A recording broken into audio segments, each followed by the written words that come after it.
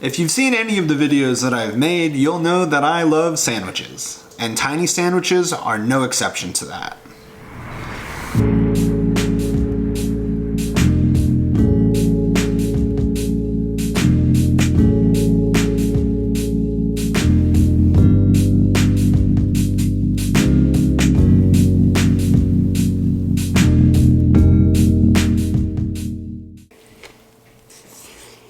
What is up? We're gonna be making some braised pork belly and some kimchi cucumbers. Let's talk about pork belly. Also, if you want to hit the like button, I would really appreciate it. But back to pork belly. I was able to find mine at just my normal grocery store, and it seems like more stores have it lately, so hopefully your grocery store will have it. But if they don't, maybe try like an ethnic market. And we're gonna be braising this meat, so I like to give it a little pre-salt, rub it all in together, and give it a little love tap while we let it rest and move on to the next step, where we're gonna need a bowl.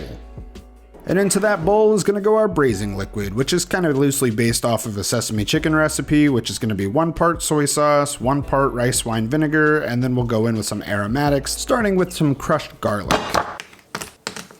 6 or 7 cloves ought to do it. And next we'll go in with some scallions, just the white parts. We're going to use the green parts for something else in a little bit, so hold on to those. Give them a little rough chop so they fit in the bowl easier, and throw them in said bowl. And we'll need some ginger, gotta peel it first, and then chop up like 1/2 inch of ginger, throw that in the bowl, and finally 1 part sugar. All of that will be in the description down below. Don't even worry about it. And let's get on to starting this guy. I just want to quickly say that this is the biggest piece of pork belly that I was able to get from the store. So in the future, I'll probably be buying more than one, or even just using a pork shoulder and cooking it the same way. And I decided to sear off the fat cap to give it a little bit of a depth of flavor and start rendering off some of that fat. It was the only side that I seared, and I just cooked it until it had a nice sear and started to render out some of that beautiful pork fat. And once you get there, you can just pour in all of that braising liquid. My sugar didn't dissolve in all the way, which is totally fine because I was going to add a couple cups of water anyway and pour that just over the top. Everything is looking nice and pretty. We're just going to throw the top on it and throw it in a 250-degree oven. And just a heads up, this is going to be a 2-day process, but for now we just left it in there for 3 hours. It's looking really nice, but it isn't quite tender enough, so we're just going to give it a good flip and throw it back into the oven for about another 1.5 hours. At this point, it's going to come out super tender and looking just beautiful, but here's why it's got to be a 2-day process, because at this point, if we tried to slice into it, it's really just going to fall apart, so we're going to want to cool this down and let it sit in the fridge overnight. While you were doing all of that, it would have been a good time to also make our kimchi cucumbers. And this is a real thing, but I didn't go about it super traditionally, was just kind of looking for a quicker, easier way to go about it. So I'm going to start with an English cucumber and slice it into little pickle chips and cover it with salt. The salt's going to help pull out the moisture and keep these guys nice and crunchy, so you're going to massage that in and let it sit while you do everything else, which is going to involve peeling and slicing up some carrots, dicing up the rest of my ginger, which I think in hindsight I would have just done on a microplane, slicing up the rest of my scallions, and finally dicing up 1/4 of an onion. A little bit hard to see here, but that's how much water already got drawn out of the cucumbers in that short amount of time. Might be a little bit easier to see here. And then we're going to go ahead and rinse off all of that salt. And now we're just going to lovingly pat them dry in a paper towel and throw them back into the bowl with a couple cloves of grated garlic and the scallions, ginger, onions, and carrots that we just cut up. Next, we're going to need some Korean chili flakes, which is totally different than crushed red pepper flakes. They have a totally different flavor profile and they're super necessary. We're also going to throw in some fish sauce and some sugar.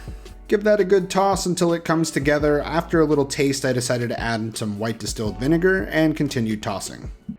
And bada boom, bada bing, we got our little kimchi cucumbers. These are also going to want to sit in a jar overnight, so we're going to have to throw them into a jar. Glass is going to be preferable here. I'm just using an old jar of other pickles because I'm a little bit cheap like that, but just give it a little shake, examine, and we're going to leave that on the counter overnight. Good morning, it's tomorrow, and I am wearing the same outfit pretty much every day these days. The fat has risen to the top and totally solidified, and the pork itself, you'll notice, is noticeably more solid. And this is just how I work. I don't really like throwing anything away, so I'm gonna save all of this fat. I'll probably use it to make some fried rice or something later to keep that same flavor profile. Pull the pork out of the sauce, admire it, and throw it back into the fridge. And then super quick, I'm just gonna pour off the sauce, throw it in a pan, and let it start reducing. Once you see the bubbles kind of come up like this, it's time to throw in a little cornstarch slurry, which is just cornstarch mixed with water, and that's gonna help thicken this up, and we're essentially turning this into like a hoisin sauce. I will use this to glaze some of the pork belly, but this is also something I'm just gonna keep in my fridge and use for other stuff for the next couple of weeks. Braising liquids can pretty much always be repurposed, and this one is beautiful. Alright, we're pretty much there. It's just time to slice up the pork. Slice them into little 1/2-inch pieces, and as you can tell, this is only going to give me about 6 sliders. It was worth it. And these are going to be going on some Hawaiian buns, some of the best slider buns in the world, and I guess I'll put out a recipe for these at some point, but for now, you're just going to watch me satisfyingly cut these in half. These are going to need to be toasted, so we'll heat up a pan and throw on some of that pork fat, followed by our Hawaiian buns. Remove them when they're nicely toasted.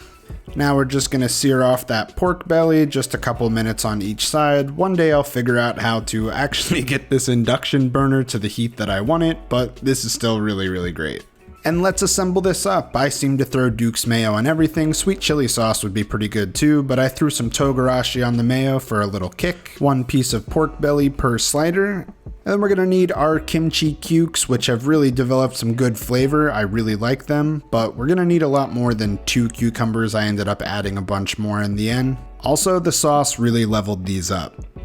Finish with some fresh picked cilantro, and there you have it. Your pork belly sliders are complete. It's time for some tiny sandwiches. Should make a theme song for every video. Super stoked.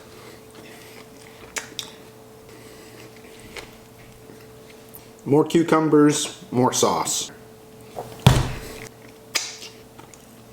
This is emotional. These look super simple, and they kind of are, but why does it need to be more complicated than that? This is just, it's just amazing. Bro, I'm gonna go eat the last one of these. I'm probably gonna make the rest of them too, but you should go try this, subscribe to the channel, like,